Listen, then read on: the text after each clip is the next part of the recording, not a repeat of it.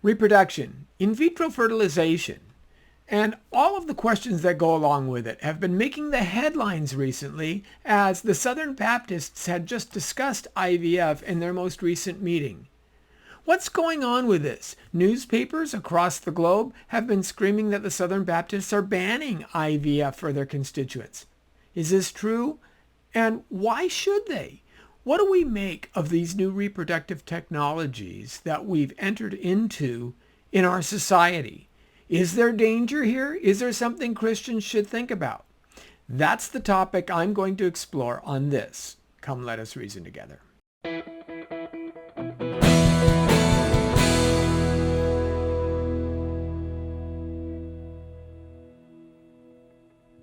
Hi everyone, I'm Lenny Esposito from Come Reason Ministries, and I don't have any guests with me this week, but I did want to go into a deep dive of something that's been really prominent in the headlines over the past couple of weeks.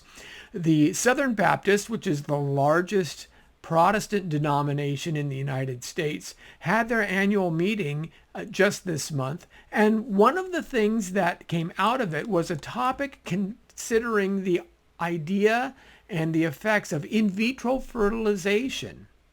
Now, the IVF concept is something that's been debated more or less seriously since its inception some 30 years ago. But what's happened today is that because the Southern Baptists are actually taking a stand on this, it's caused quite a stir in the broader community with different news cycles and news sites shouting things like the New York Times article that says Southern Baptists vote to oppose use of IVF. Time magazine also covers this. Southern Baptists condemn use of in vitro fertilization, USA Today says, and on it goes. The AP probably gets it a little more accurately in saying Southern Baptists urge caution on IVF by couples and the government. So what is this all about? Why should we be concerned about it? Well, we really have to think a lot about what's been going on in our society and what all these kind of new reproductive techniques that have been launched into our culture are doing. Because as is the case with many, many new techniques and new scientific breakthroughs, a lot of times we find out what we can do and we rush headlong into doing it before we stop to think about what the moral ramifications of these different approaches may be. And that's really what I wanted to talk to you about today, is to understand this decision, to understand what the Southern Baptists actually said, to understand a little bit more about what IVF entails, as well as some of the other reproductive technologies that aren't necessarily specifically part of IVF, such as surrogacy or sperm donation, things of that nature. And there's also other side technologies like GIFT and ZIFT that we want to look at as well. But over an umbrella of all of this, we want to understand it in a Christian context. So how do we do that? How do we understand it? Well, I think the first way to do so is to start by looking at the biblical text. And how do we understand what the biblical text is? The best way to do so is to look at Psalm 139, which is usually the go-to text for these kinds of issues. And let me just read it to you here. And then verse 13, For you formed my inward parts. You knitted me together in my mother's womb. I praise you, for I am fearfully and wonderfully made. Wonderful are your works. My soul knows it very well. My frame was not hidden from you when I was being made in secret, intricately woven in the depths of the earth. Your eyes saw my unformed substance. In your book were written, every one of them, the days that were formed for me, when as yet there was none of them. So here the psalmist is making a claim that God knew him intimately, that God had a plan for him, not only when he was born, but even before he was born, as he was being knit together. The idea that most Christians understand this to say is the person in utero is recognized by God as a person with a destiny, with a future. And that knitting together is simply one stage in the total development of the individual. Now, Christians have for many, many times talked about the problems with abortion, for example. It has really been called the greatest crime of our modern age. And we've seen abortion skyrocket since it was legalized in the 1972 decision casing Planned Parenthood.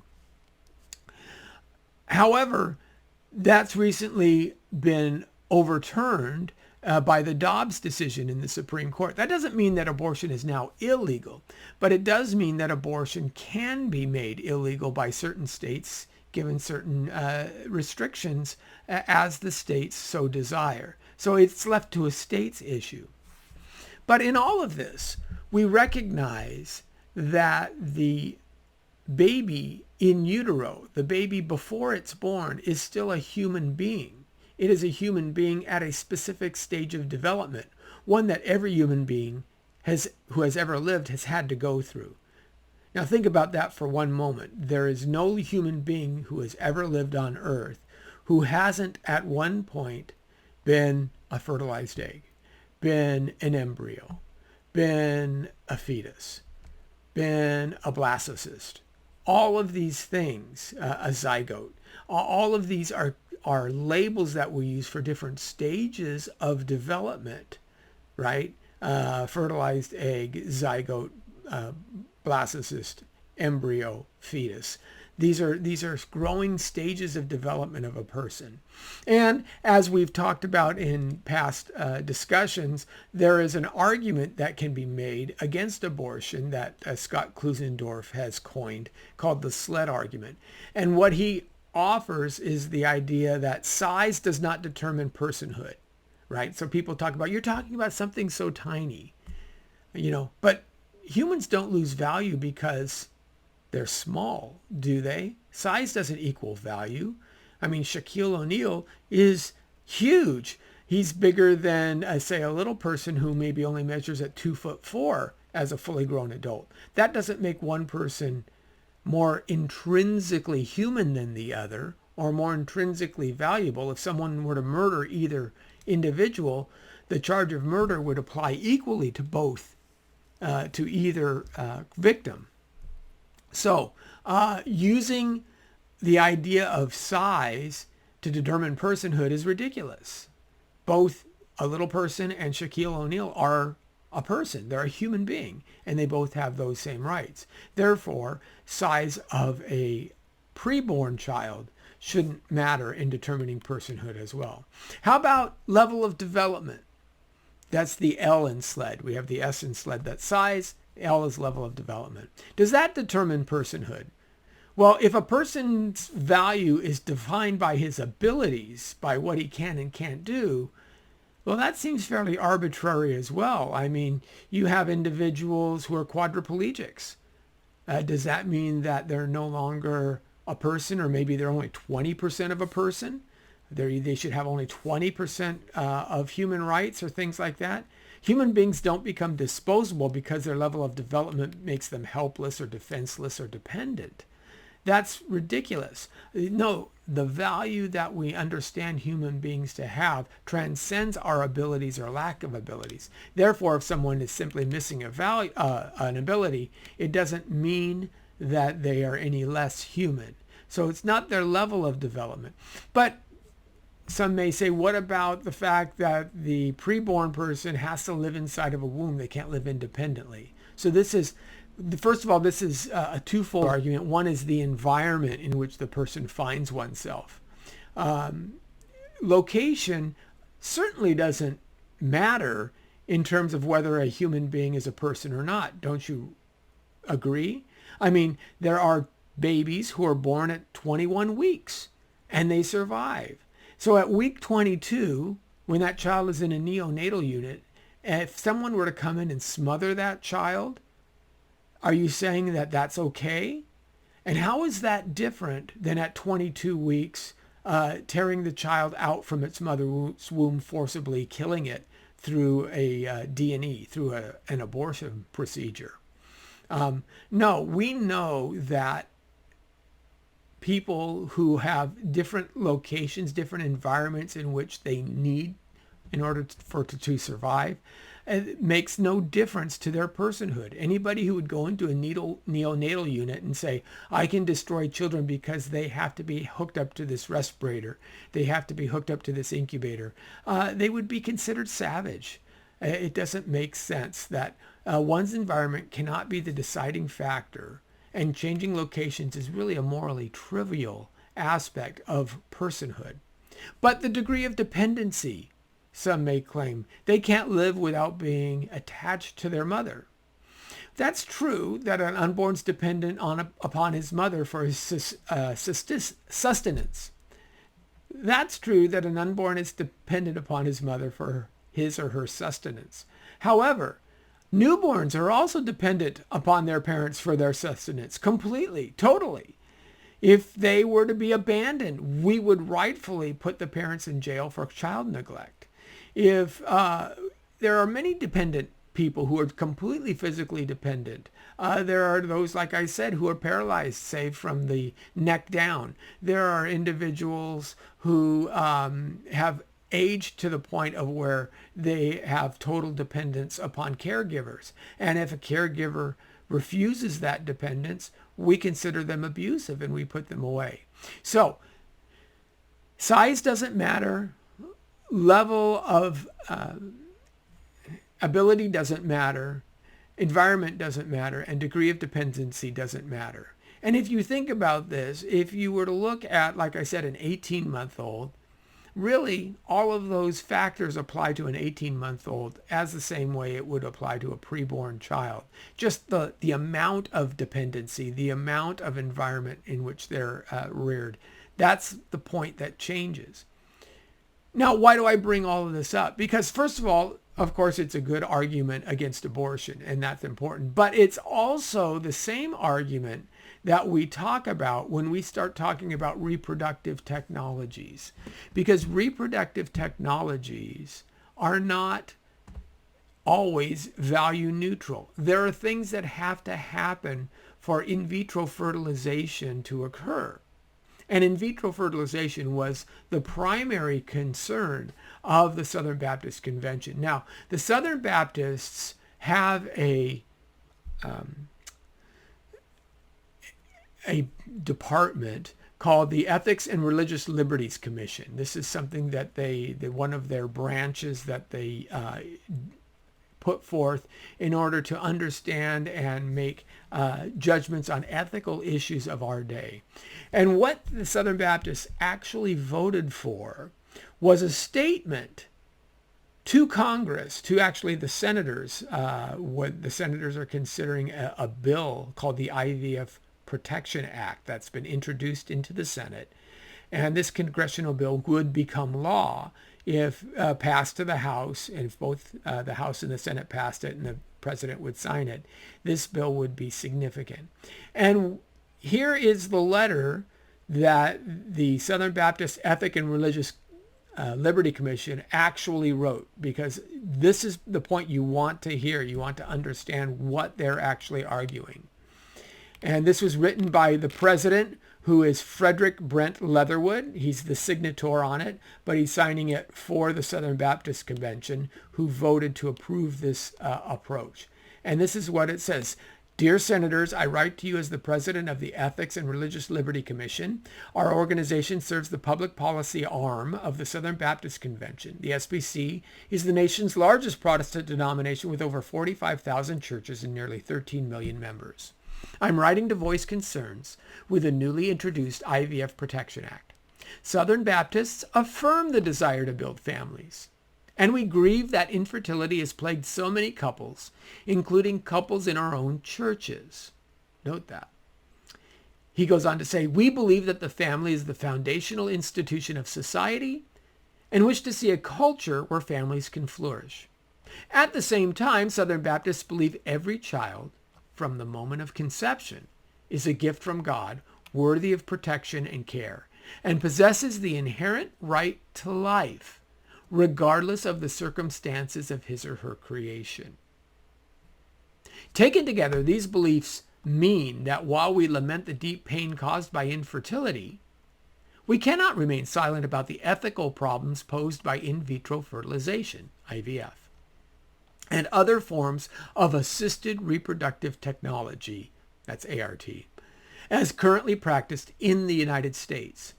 IVF specifically results in harm to preborn children and harm to parents, many of whom are unaware of the risks, alternatives, efficacy, and concerns associated with IVF. And I think that's true, which is why I want to explore this topic more.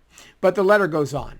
It says, the IVF industry and the fertility industry at large currently operate in the U.S. free from basic regulations and requirements. The IVF process has few protections in place for parents or the embryos created. In addition to the recent removal of reporting and information requirements through federal rulemaking, so they've removed requirements. They're not actually tightening things down. They're actually loosening them up. So the Ethics and Religious Liberties Commission is objecting to this. They say, in addition to the recent removal of reporting and information requirements through federal rulemaking, essentially no ethical or legal limitations have been placed on the practice of IVF. For example, there is no limit to the number of embryos that may be created at any one time, or a minimum standard of care for embryos who are being stored indefinitely. Though I understand the political dynamics that have driven many lawmakers to advocate for IVF protections, quote unquote, no political justification should prevail over preventing the destruction of innocent life and the development of robust ethical frameworks in this area. In addition to the above concerns, the IVF Protection Act fails to define what could be considered prohibiting IVF. Through the rule of construction allows for states to implement, quote, health and safety standards, unquote. It is unclear what type of standards would actually rise to the level of such a prohibition. In other words, they are saying that there may be a standard of prohibiting IVF, but it's not been well defined in the IVF Protection Act itself. And the problem is, when things are poorly defined, there becomes nothing that actually reaches the qualification where IVF would be prohibited. So they write, because of that, this proposal raises more questions than answers about the scope and practice of IVF. As we have seen in other areas, technology needs ethical standards to properly guide it in ways that actually ensure people flourish. The legislation is far too quiet on that front and weaponizes state funding to potentially prohibit such needed ethical standards. So they're worried that the legislation is written in such a way that you wouldn't ever be able to prohibit IVF because it's been run amok, and that you would be punished on a state level if you so tried. Should this bill move forward, the letter continues, we are alarmed that the little attention given to protecting the consciences of faith-based organizations who do not wish to provide insurance coverage for IVF or ART services. Given the current administration's propensity for minimizing conscience protections or downplaying religious liberty, this is a valid concern. Again, just as with abortion services in the past, where they tried to force religious believers to have insurance policies that cover abortion procedures, they're now trying to pass this IVF Protection Act that forces religious organizations to pay for IVF procedures, even if the IVF procedure is ethically problematic based on the belief system of the organization. A human embryo is a life, the letter states. This life is as deserving of protection and all standards of care that we would give to a child or an adult. And we've talked just now about that with our sled argument. In the post-Roe moment we find ourselves in, we must make the most of this opportunity to stand for life in all of its forms. We must redouble our efforts to create a culture where the preborn, even at the earliest stage, are seen as essential neighbors in our society worthy of being saved, where parents are served, where families can flourish. To truly be pro-life and pro-family, any legislation dealing with this topic, whether it be the IVF Protection Act, the Access to Family Building Act, which is another act of Congress that's working its way through right now, or others that might later be introduced, it must recognize the humanity of the embryo, provide robust, conscious, and religious liberty protections to the people of faith, and allow federal or state governments to regulate an IVF industry that has little to no oversight or accountability. In light of these concerns, we urge the Senate not to move forward with any such legislation that fails to meet these standards. So that was the letter.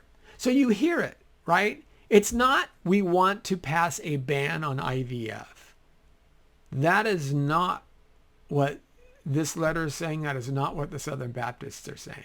What they're saying is we don't want, the government forcing us to pay for IVF procedures that have no ethical constraints upon them whatsoever. We don't want to force a situation where doctors are creating dozens and dozens of embryos that would never get implanted, human life that will never arrive to a fully adult status, which it very well possibly could do in order to, if nature took its course. We just don't know. But to force us to create these embryos, which we know will all at one point be discarded, killed, left to die, that seems unconscionable to us. And we don't want to be forced into that quandary. So that's what the letter says.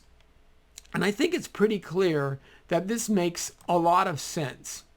One of the things that we're wrestling with IVF is that it is a technique that was first developed in order to help infertile couples, infertile married couples, conceive children.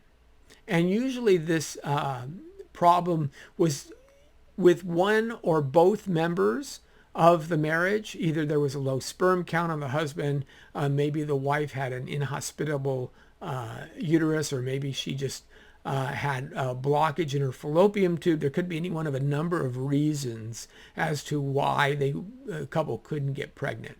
But what I want to do is I want to kind of understand the process of IVF. Let's go through and understand this and see if we can understand why the Southern Baptists are concerned. Again, we're starting with the basic assumption here. And here's my basic argument. Now, you've heard the SLED approach. My statement that I start with is this: all human beings have intrinsic value regardless of their physical or mental abilities. That's a fair statement. All human beings have intrinsic value regardless of their physical or mental abilities. This is my starting point. So if we talk about things like slavery, why is slavery wrong? Because a human being has intrinsic value. And to treat one individual as an object in service of another individual is simply wrong. It's denying that intrinsic value that all human beings have. And it doesn't matter what the extent of their physical abilities are. If they don't have any arms or legs, if they have a low IQ, maybe mental abilities, we still have a certain level of respect to which we must give each individual, right? Even if you've done something heinous, okay? If you're a criminal serving a life sentence for murder, that doesn't mean that we can go and do medical experiments upon you. That would still be a moral evil, because there is an intrinsic value just in the fact that you're a human being. And that's an important point. So that's my starting point. Now, understanding again what in vitro fertilization is, and I'm going to start first with in vitro fertilization within marriage. Okay? Now, what does this normally mean? This normally means that we're going to be looking at the genetic material of the husband and the wife. This is the simplest understanding of IVF. This is probably the most common way it's being applied today, although other aspects are raising, and we'll talk about those in a bit. But it's medical intervention in order to aid the natural processes that are used and help people develop or become pregnant and have children. Okay, so how does this work? Well, like I said, if you have low sperm count, if you have poor egg development, if there's a blockage in between, if implantation is poor, usually what happens when you approach IVF is that you visit a doctor and a neonatal specialist, a fertility specialist, and he's an obstetrician. Normally he or she is an obstetrician, but they specifically deal in this realm. And what they will normally do is they'll first put the potential mother, on hormones in order to stimulate the ovaries. Because what they need is not just one egg to be developed, which is the normal course of events every 28 days or so. An egg will emerge from the ovary and have the opportunity to be fertilized or not. That's the normal course of events. But what they do is they hyperstimulate the ovaries so they can collect 8 to 12, possibly, maybe sometimes more. But they want to collect a significant number of eggs out of the woman's ovary. And when they do that, then they take the husband's sperm, and in a petri dish, they allow the sperm and the eggs to fertilize outside the womb. This is why it's called in vitro fertilization. That's the idea of the name. Now, there are other practices that are quite less than this, where you have what they call GIFT, which is called gamete intrafallopian transfer, which takes both the sperm and the egg, and they kind of pull them both into the fallopian tube, and which is where they would have normally met anyway. So what this does is this kind of, in the natural course of sexual intercourse, the sperm have to make it through the cervix, they have to go up through the uterus, they have to find the fallopian tube. Obviously, half of them go up one tube, half of them, the ones that make it to the fallopian tubes. There's a series of boundaries where you get a loss, and so you get fewer and fewer sperm making it to possibly the egg, or the egg, like I said, could get stuck. So there are techniques like GIFT where they put everything in a syringe and they transfer it into the fallopian tubes and allow the fertilization to happen in the fallopian tube itself. That's just kind of a way of helping overcome some of these other barriers. But in vitro fertilization, you're actually fertilizing the egg outside of the body. And you're fertilizing many eggs outside of the body. And what you will find is the statistics are that 40 to 50% of fertilized eggs, not all the eggs will be fertilized. Some eggs are examined under the microscope and they're not considered viable. They're not well formed. Again, we've hyperstimulated the ovary, so they're not necessarily delivering only the best eggs. They're just delivering a lot of eggs. Some are more mature than others. Some may have defects. This has all been artificially stimulated, so we can't count on them all to be great. So they would discard any embryos that they thought were simply non-viable at the beginning. They would fertilize the rest. And of those, at least 50%, 40 to 50%, you can count on just simply dying in the dish. They'll be fertilized. They'll turn into an embryo, but they won't continually divide. They won't keep replicating.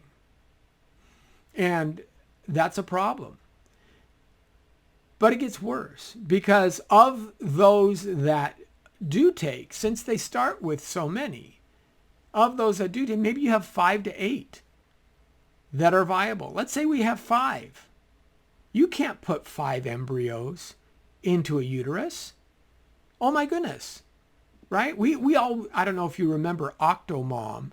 This is what happened in Octomom is they implanted 8 embryos through artificial insemination, through in vitro fertilization into her uterus, and they were surprised that all 8 actually attached and became viable and started to grow. And so what do you do with that? For most doctors, they try to be a little bit careful. They won't implant more than 5. Maybe they'll do 3. What do they do with the rest? Well, this is a hard procedure. This takes a long time. So if you have 8 embryos that have been fertilized, you're implanting 3. What do you do with the other 5?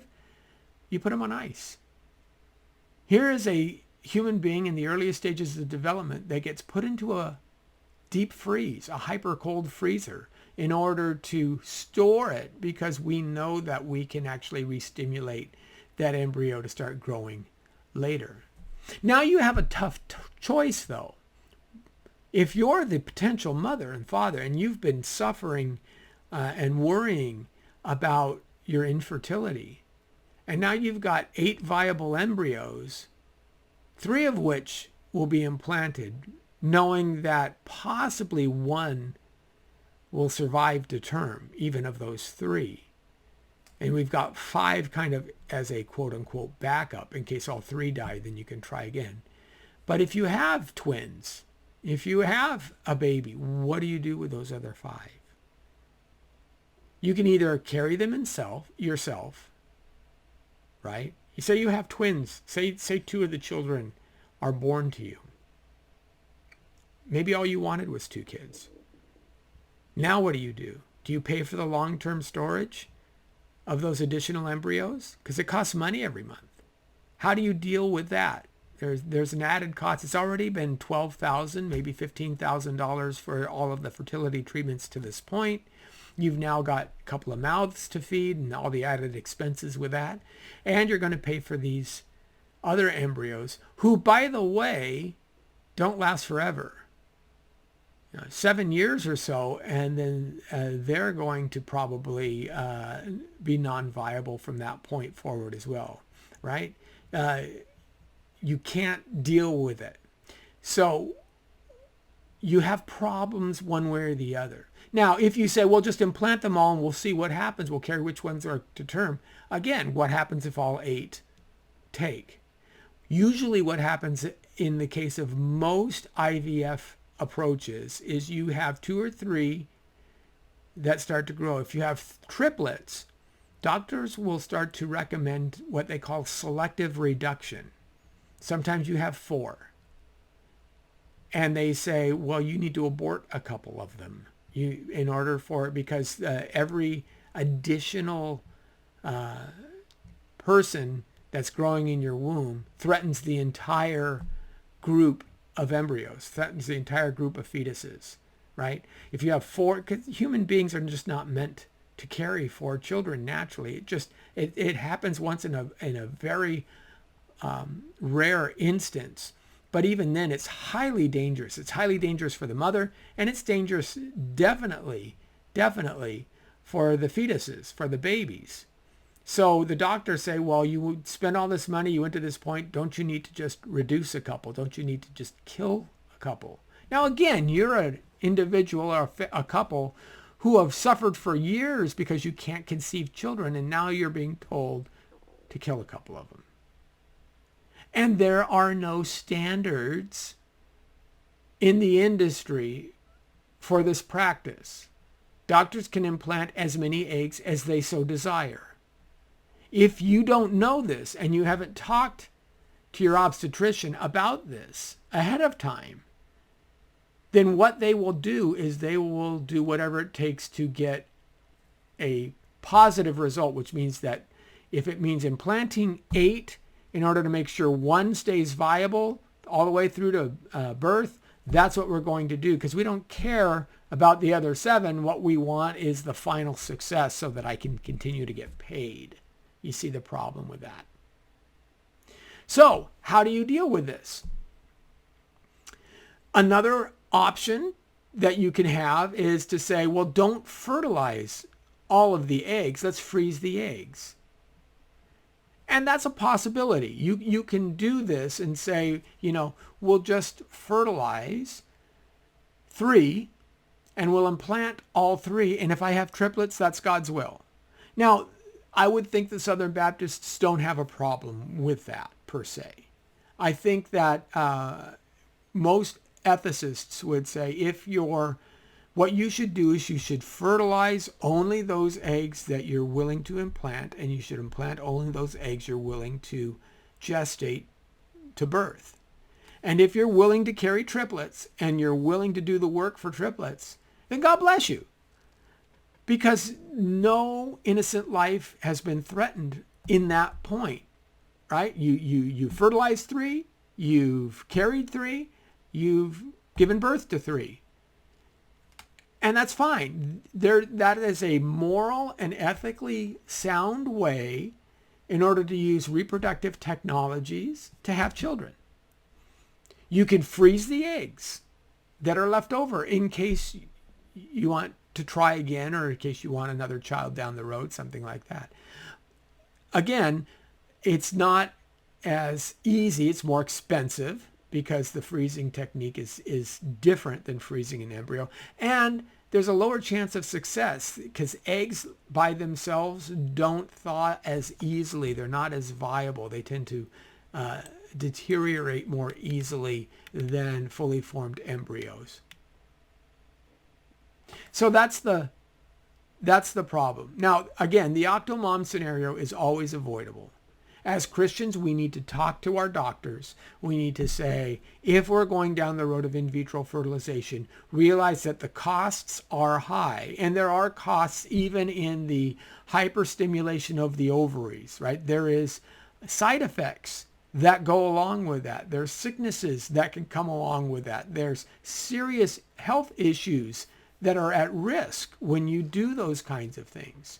So there's that expense. There's the just the overall taxing and emotional draining of going through the process of harvesting the eggs, of getting implanted, all of the procedures and treatments and things that you have to do is emotionally draining. And there's the financial costs of again, tens of thousands of dollars as you're trying to go through this process. So it's very, very difficult on those 3 ways. But if you're simply understanding those risks and you're willing to take them, then my caution to you is only implant those embryos that you want to mature.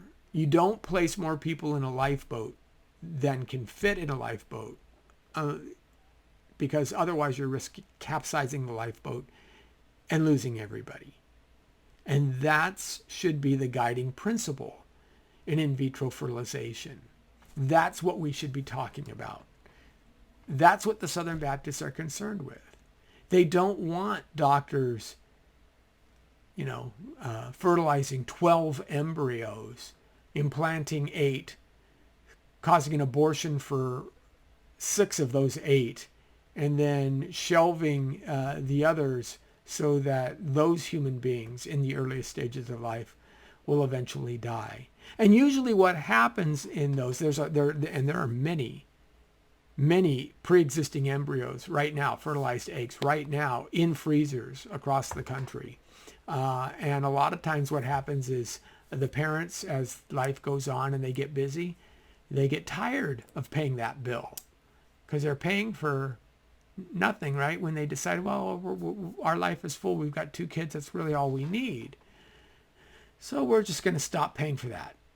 Well, those are their children that they're talking about. They don't think of it that way, but that really is. So what happens to them now? Now there are organizations, Operation Snowflake and others, where you can adopt an embryo. What does that mean? That means that there are nonprofit agencies that will help infertile couples take a pre-existing fertilized embryo and give it a womb for life. So you become the adoptive parent, so to speak, of that embryo, but you have a stronger bond because you've actually allowed that baby to grow inside of you and you've given birth to it as well. So there are those opportunities available. but people are exercising that choice in a much, much smaller and smaller range than you would think. So that's in vitro fertilization. You can see the dangers in it that we're talking about. Now, what about other forms of artificial reproduction or assisted reproduction technologies? Well, one of the most common ones that we need to talk about, there are two actually. One is surrogacy and the other is sperm donation. And both of these really start to become more and more dangerous as we start to think about it. Okay. In surrogacy, we really want to talk about two different aspects of surrogacy. And what this implies is there is either a altruistic surrogacy or a commercial surrogacy. Now, altruistic surrogacy is something that, say, a woman produces eggs, but she has an inhospitable womb. Her uterus is such, maybe she's had endometriosis, something like that, scarring. Maybe she had to have, a hysterectomy, but she still wants children. So a sister, sometimes an aunt, a cousin, many times it's a family member, steps in and says, well, I will carry your child for you. So this is altruistic surrogacy. And altruistic surrogacy says, I'm just doing it out of the kindness of my heart. Many times, you are recompensated for the time that you have to set aside. Maybe you can't go to work, have to eat certain things. So there's sometimes compensation for keeping you healthy and things like that, and extra expenses. But basically, you're doing it altruistically. That's altruistic surrogacy. On commercial surrogacy, you're simply hiring someone to carry your baby for you. And they can be a stranger, they can be a relative, but there's a contract drawn up and there's stipulations that are made. A certain amount of money is given to the gestational mother. And what you see in this is that she becomes more or less what we would call a womb for rent. Now, within surrogacy, there's a lot of controversy, as you can imagine. So first of all is what defines motherhood? Who is actually the mother of the child? In past ages, it was pretty easy. The woman who delivered the child was the mother because it was always the woman's egg that you knew was there. The fatherhood might be questionable, right? You might, is it the married husband or is it the milkman? We don't know. But with the doctors there at delivery, the midwives are there at delivery, what happened? We've seen the 9 months, we've seen the growing belly. For the most part, it's pretty easy to understand and define who the mother is. That makes sense. So fatherhood may be more questionable, but motherhood is fairly well secured. Well, surrogacy upends that. Is it the person who provided the egg that's the mother? Or is it the person who gestated and gave birth to the baby? Now, when surrogacy was first kicked around, the Baby M case made all of the headlines. This was a case in New York. The Infertility Center of New York matched William Stern and his wife Elizabeth. Now, his wife Elizabeth had multiple sclerosis, so they were concerned that pregnancy might damage her significantly.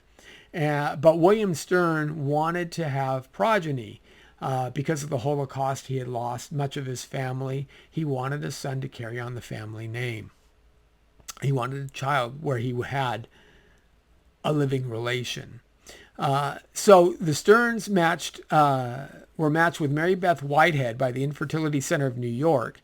And she was a mid-level woman who they drew up the papers. This was going to be a commercially surrogate act.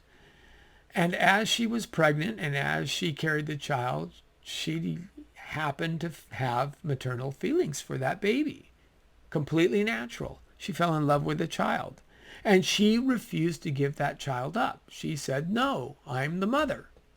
So legally, who is the mother? Because it's not her egg. It's not her genetic material. It's the Stearns genetic material, the husband and the wife. It was fertilized using IVF and then implanted into Mary Beth Whitehead. But she says, here's what we recognize, that when a child is born, that's the mother. That's always what goes on the birth certificate, is the birth mother of the child.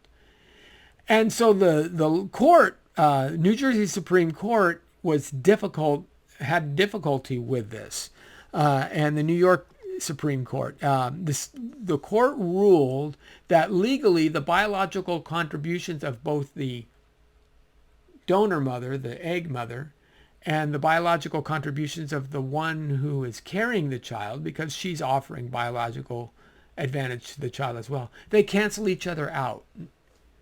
So you can't decide on who's the defined mother of the child based on biology. That was what the court ruled in the Baby M case. This is 1990. What the court did instead was look to the, quote, intent to parent via the contract. They said that the whole point of the contract is to bring a child into the world where there's an intent to parent. And what they felt was that the Stearns' intention was stronger. They wanted the child prior to the child being conceived than Mary Beth Whitehead, who just simply came later. Now, Mary Beth Whitehead should be able to have some certain access to the child, as there is a biological connection there, but they granted custody to the Stearns in that case. As you can imagine, it's an amazing case. When this happened, though, the Supreme Court of the state said that surrogacy contracts were by their nature problematic because they almost reduced to baby selling at that point.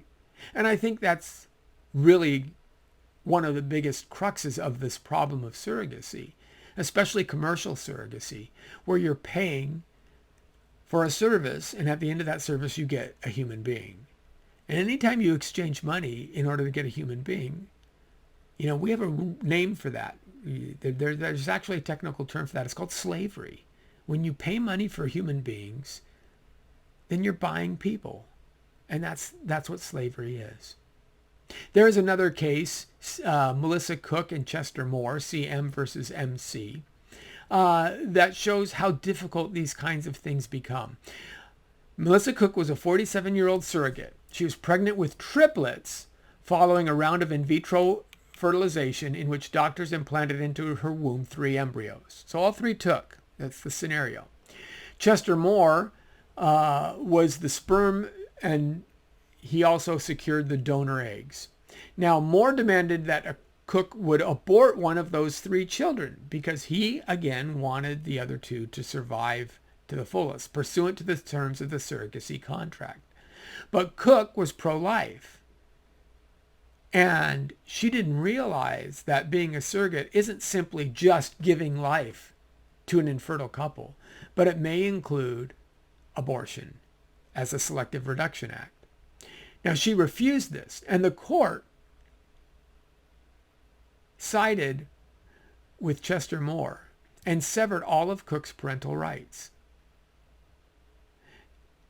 When she refused, she said, I'll take all 3 of them. Hey, you're in void of the contract, is Chester Moore's approach. I'll take all 3 of them. The triplets were born prematurely. They lasted in ICU for 3 months, and they had no visitors because Cook was barred from visiting them since her parental rights were severed, and Moore didn't want anything to do with them by that point. And if you didn't know, Moore wasn't just a family man. He's deaf and mute. He lived with his elderly invalid parents, and he would have been unable to care for the 3 boys himself. But he wanted to have kids. You see what the problem with an unregulated system becomes. And in 2017, the U.S. Supreme Court refused to hear this case. And therefore, we have 3 young babies who are left wards of the state, whose birth mother couldn't even go to see them because the court legally barred her since she's in violation of a contract. The contract superseded the biology of being their birth mother in the eyes of the judges. Now you can see where the problems start to occur. But it's not simply the commercial aspect of surrogacy that becomes a problem. It's the actual surrogacy process itself. You see, during pregnancy, women, mothers, and their fetuses naturally exchange cells, right? It's not a completely isolated set of biological processes. They swap DNA, they swap cells.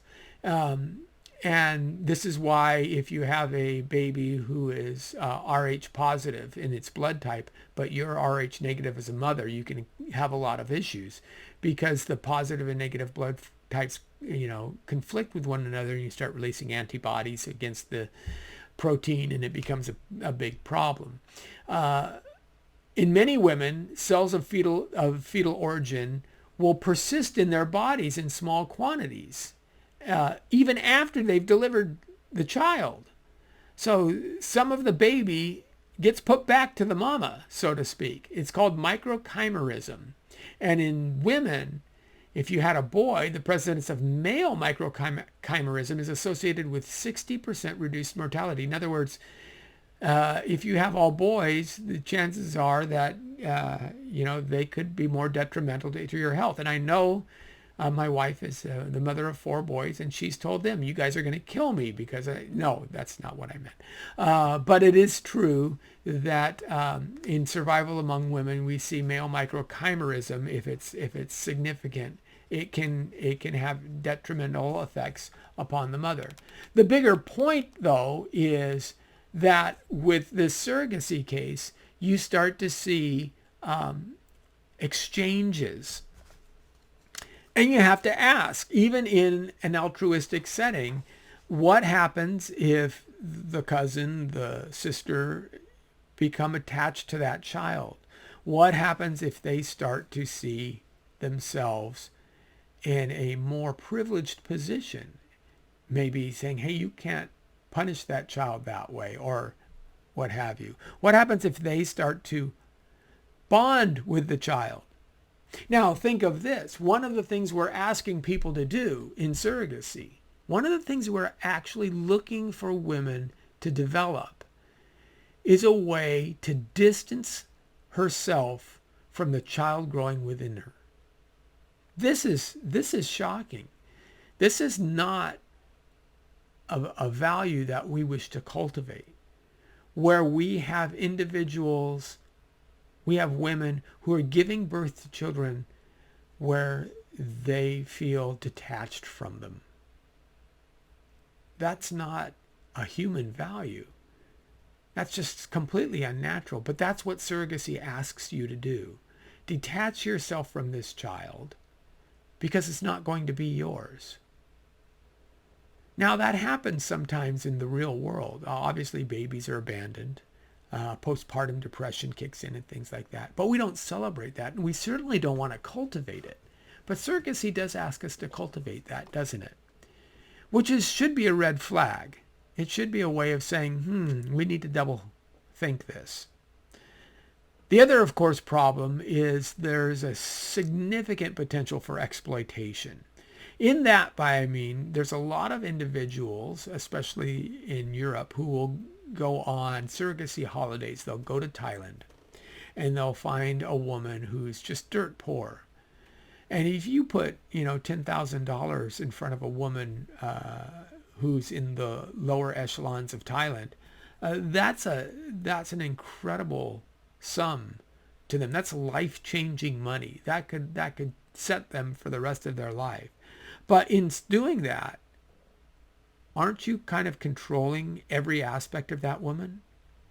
Scott Ray, who's an ethicist, Christian ethicist, writes, The combination of desperate infertile couples, low-income surrogates, and surrogacy brokers motivated by profit raises the prospect that both surrogates and the contracting couples can be exploited.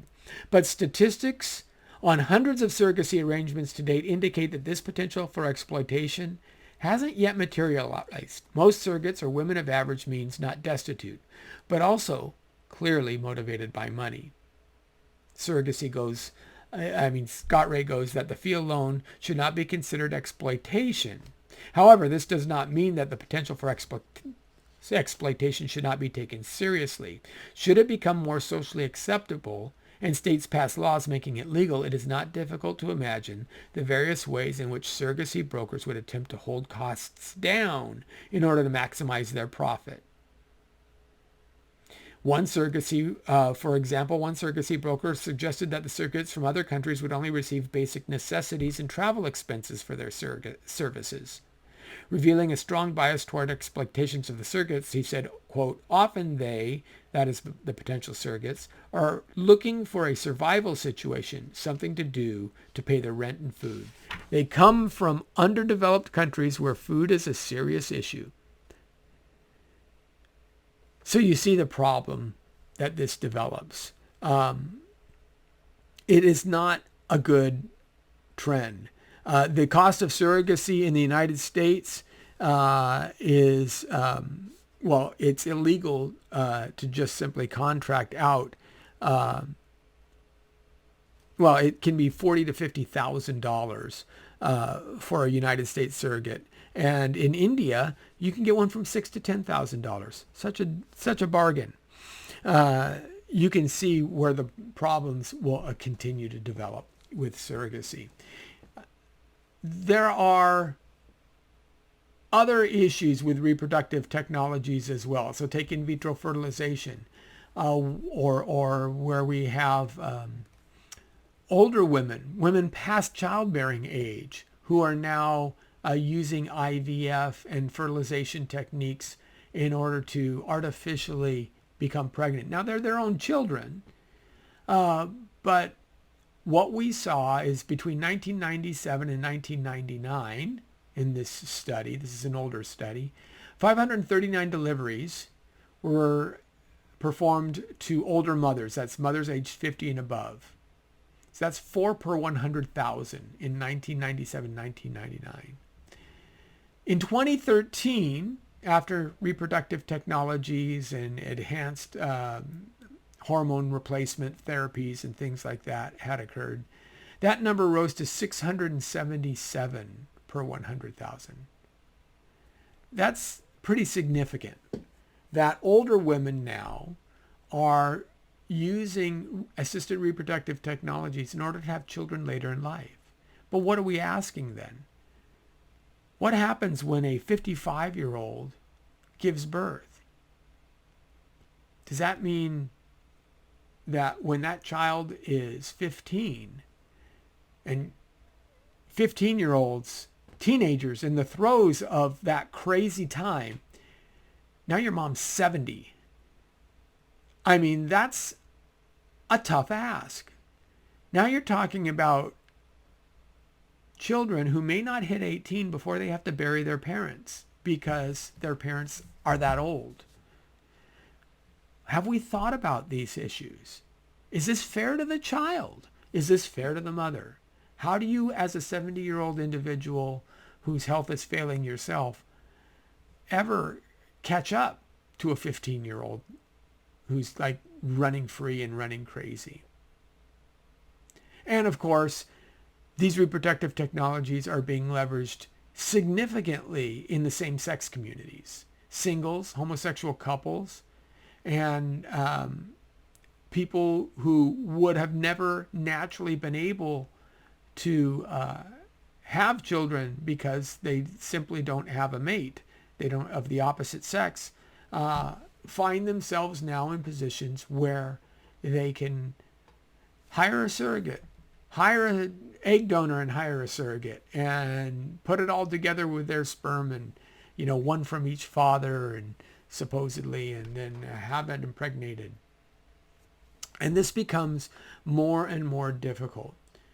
Now, we haven't talked about sperm donation yet, and that's a significant portion as well. But before we get off the surrogacy and the assisted reproductive technologies, I do want to talk about one individual, and I've mentioned her before.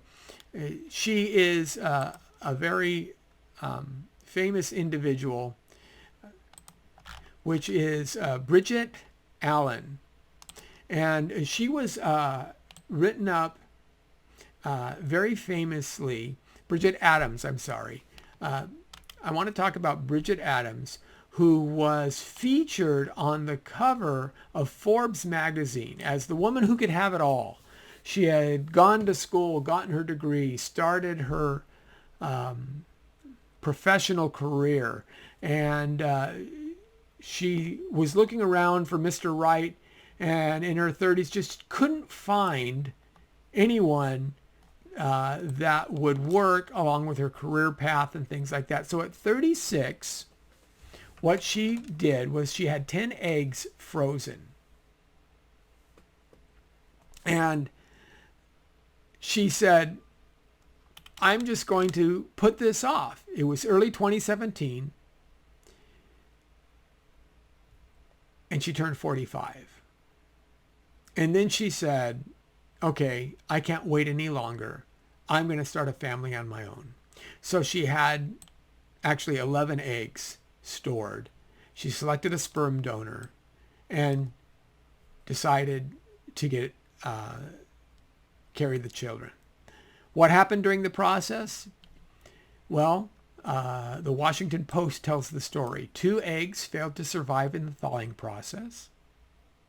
3 more failed to fertilize. That left 6 embryos, 5 of which appeared to be abnormal. So there was only 1 that was implanted into her uterus. On the morning of March 7th, she got the devastating news that it too had failed. Adams was not pregnant, and her chances of carrying her genetic child had just dropped to near 0. She remembers screaming like, quote, a wild animal, throwing books, papers, and her laptop and collapsing on the ground. She said, it was one of the worst days of my life. There were so many emotions. I was sad, I was angry, I was ashamed. I questioned, why me? What did I do wrong? Well, she assumed that science was perfect. She assumed that she could cheat nature. And what it turned out was she couldn't. And people like Bridget Adams don't realize the true heartbreak that they can be in for when they don't think through these types of choices. And the Post article goes on to say, there's a number of Adams' friends who were also early adopters of egg freezing. Today they are facing similar reckoning. Again, it's not as easy as one would think. We've entered a brave new world in these kinds of things. We've found that, for example, there's a malady that the mitochondria in the egg of the woman. So a woman has the genetic material, the chromosomes in the nucleus, but there are other mitochondria, which are these little cellular factories within the egg itself, these little energy factories, protein making things that live inside the cell. And sometimes those mitochondria can attack the chromosomes of a fertilized egg. And women with this malady can't get pregnant.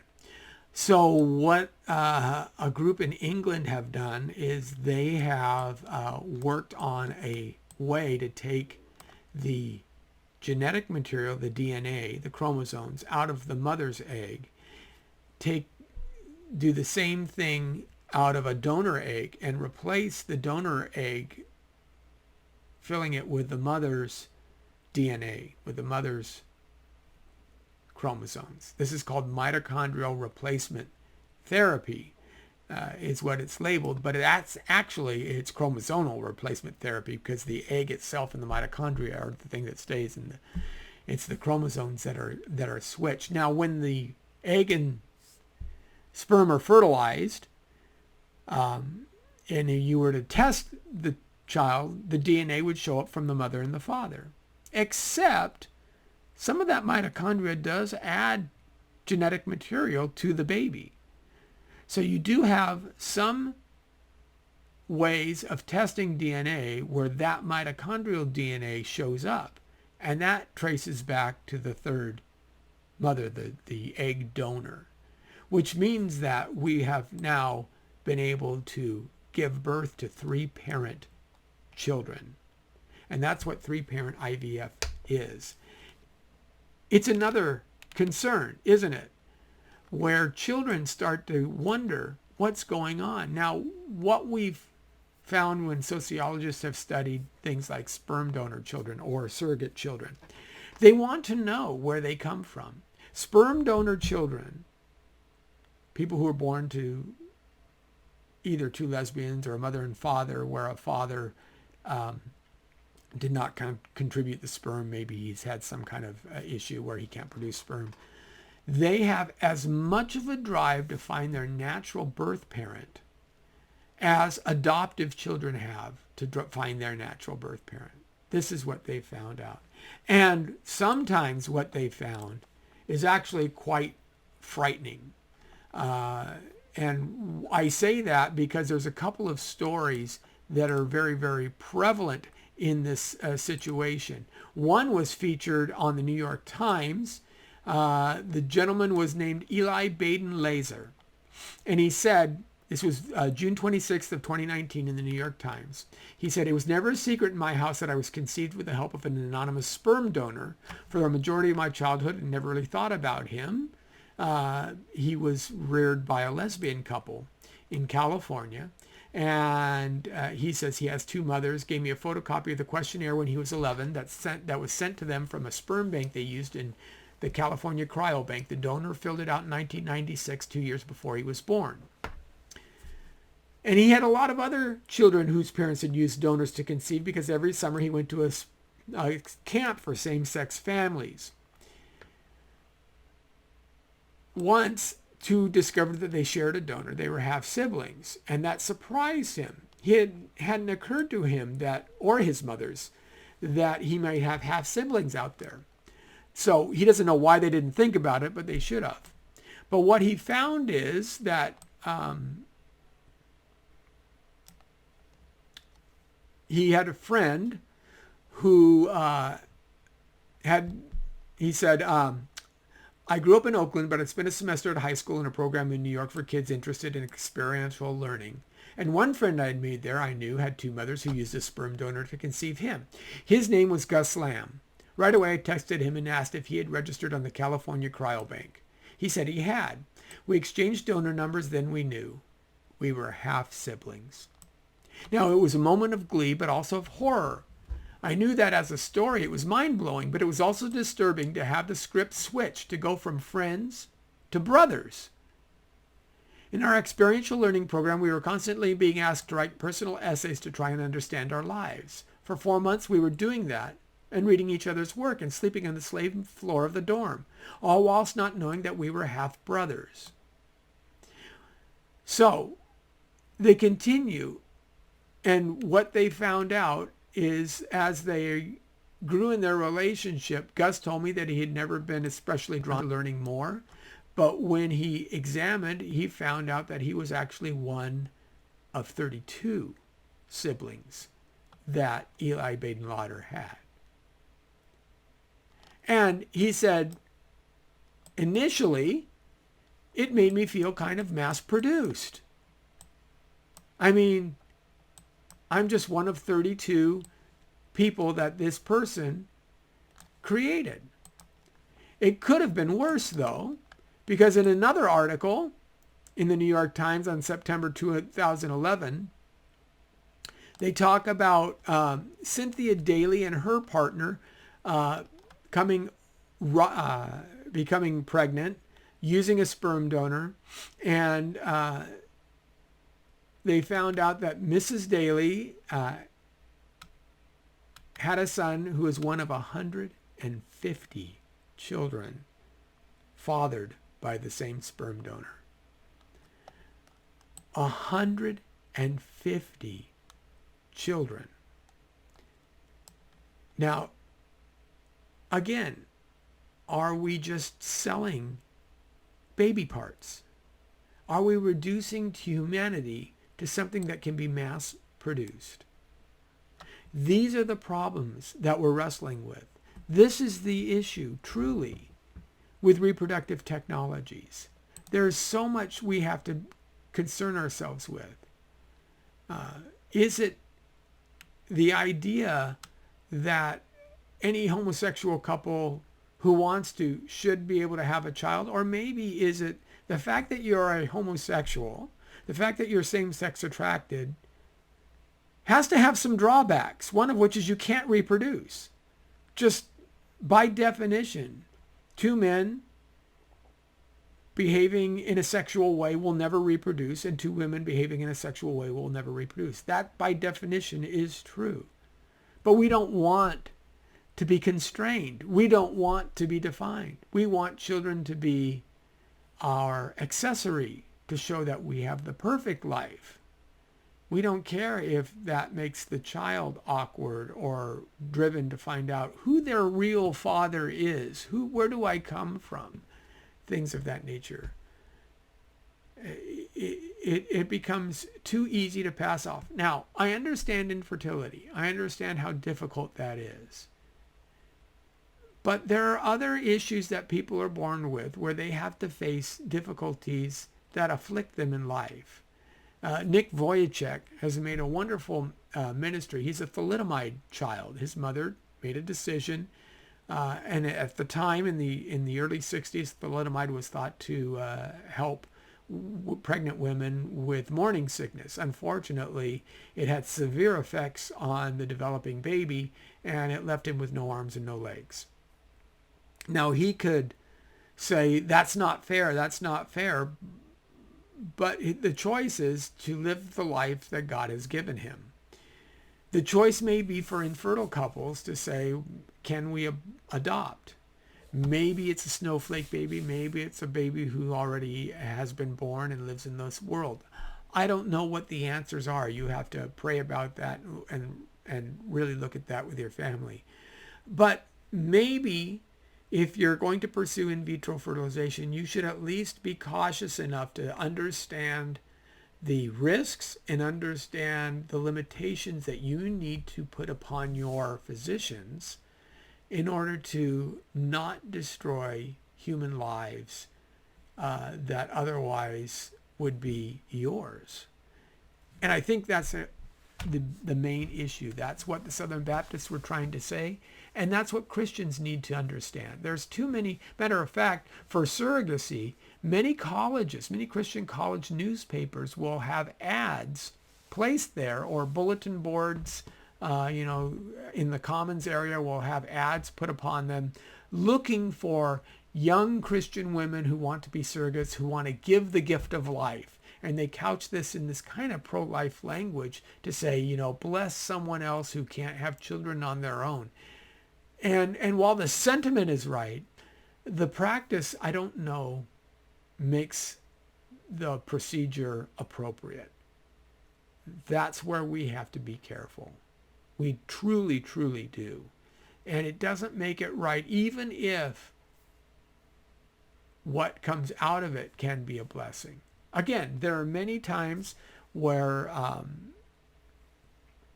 sexual relations that fall well outside, maybe they're coerced, maybe there's rape, maybe there's other instances. That doesn't mean that the child itself who have come out of that situation is wrong or bad or evil. It just means that the situation wasn't a ethical situation in order to start. And again, I'm not even condemning all IVF. I really want to make that point clear. I just say that you have to have pretty strong constraints with your doctor. You use the lifeboat approach. You only put in what you can carry, and what you can carry is who you can save, and that's your limitation. That's what you do. If we take those constraints and understand them, I think we'll be better off for it. So that's our talk on reproductive technologies. I hope that's given you a little bit of clarity. And until next week, we'll talk to you again on Come Let Us Reason.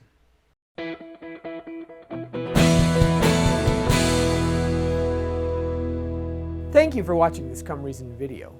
I hope you enjoyed it. If you'd like to see more videos like these, consider subscribing to our Come Reason YouTube channel by clicking on the subscribe button. And you can follow us on social media. Lastly, if you'd like to help keep these kinds of videos free, consider providing a donation by clicking on the donation button beside me. Thank you.